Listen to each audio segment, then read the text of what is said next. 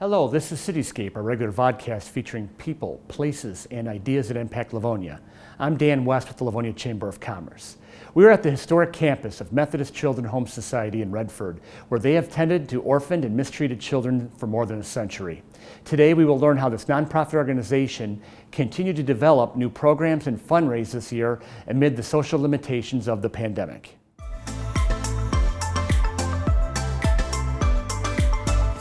The origins of the Methodist Children's Home Society dates back to 1917, when the Spanish flu took out many adults working in Detroit and orphaned their children. Anna Kresge, the wife of the owner of Kresge Stores, worked with the Metropolitan Methodist Church to care for these children. After using various facilities, grants from the Kresge Foundation and other prominent Metro Detroit families funded construction of this Redford campus with its distinct historic architecture to provide a children's village in 1929. Since, MCHS has evolved and grown to add programs and facilities around Metro Detroit to serve the needs of foster children. This year, the organization created a new charter middle school to better serve the learning needs of these traumatized children. We are joined today by Methodist Children's Home Society President and CEO Kevin Roach. Kevin, thank you for joining us today. Thanks so much for having me, Dan. It's great to be here with you. So Kevin, can you tell us approximately how many children your organization and its programs serve each year? Yeah, that's a great question, and I can say that at this point we're almost losing count. We're serving hundreds of children in our residential treatment program, foster care, adoption, and independent living services for youth aging out of the foster care system. We're serving hundreds more in our community-based programs, whether that is for our children in the Teen Infant Parenting Services program, our child abuse prevention services, or the whole other sort of programs we're serving, along with our new charter school in which we're serving 27 young scholars. So, how do children come into your care?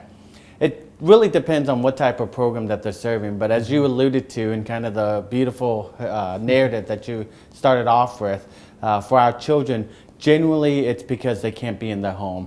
And so the court will generally order these children to be placed elsewhere, and through the Department of Health and Human Services, they will come to a place like Methodist Children's Home Society. So, can you share some gratifying experiences you and your team have had with the interactions you've had with the children you serve? Yeah, I was going to say that's probably my favorite part, hands down, is really seeing for so many of our children the small successes that they have, whether they come into our program and they're angry and they're upset and they can't talk to any adult in the world because every one of them has let them down. And then by the end, having a beautiful outlook and understanding of what their life is about, but really what their future entails. And I think with each of those children, we just had one who left yesterday on our program after being with us for almost a year, and just the look of excitement and optimism that he had and thinking about what his life had.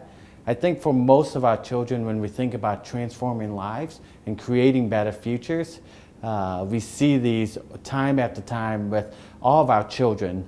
I'm proud to say that over 90% of our children leave to go to a permanent family.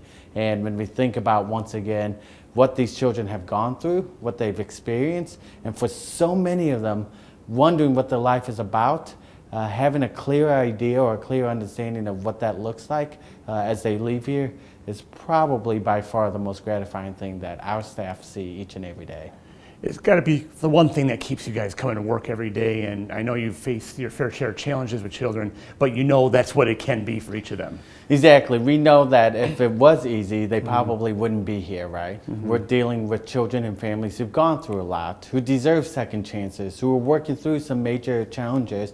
We know that abuse and neglect, which the majority of our children have gone through, it doesn't operate in a vacuum. And so whether that's been substance abuse or domestic violence or witnessing other forms of violence or being sexually abused or whatever that list of issues or trauma that child has survived and gone through, we know that once again, if we're able to repair that childhood and help them have a brighter outlook on life, for those children, once again, that's at least for our staff, why they keep showing up each and every day. Now, Kevin, like a lot of nonprofit organizations, you count on a lot of generous donors to make the programs and to grow what you're doing. Obviously, with the pandemic this year, we've been limited in our traditional fundraising efforts, our ability to gather. How have you adjusted to that to raise the revenue that you need to serve these children and raise awareness to the programs you provide? You know, when you were kind of outlining how we started, right, over 100 years ago on the outbreak of the last global pandemic to shake all the continents, we relied on the generosity of people back then. We relied on the support of our community to build up what we are, and so nothing has changed. We find that even in the midst of what we find right now, we still are relying on the generosity of individuals, of businesses, of families who are coming out and getting a better understanding of where they can contribute or where they can help or where they can donate. It's been quite amazing to see that even though we haven't been able to do our traditional fundraising things, our special events, things along those lines, we're still getting that same community support and that same generosity that this agency was built on. Now, you guys are in the midst of a socially distanced creative fundraising concept right now here at your campus here in Redford. Tell us about it. Absolutely. We had to cancel our gala, which we've had for the last several years downtown Detroit. But as you know, and as most events have occurred, they've all been canceled. And so we wanted to do something that wasn't, once again, over Zoom or remote. Not that there's anything wrong with that. But trying to do something that would still lift the spirits of folks and give them an experience that necessarily can't take place over Zoom. And so we decided to light up our beautiful campus here in Redford, right next to a block away from Livonia, 80 acres, 22 buildings, hundreds of trees, and try to light them up in Christmas lights. One, it's a great way to showcase the beauty of our campus. Two, our children absolutely love this.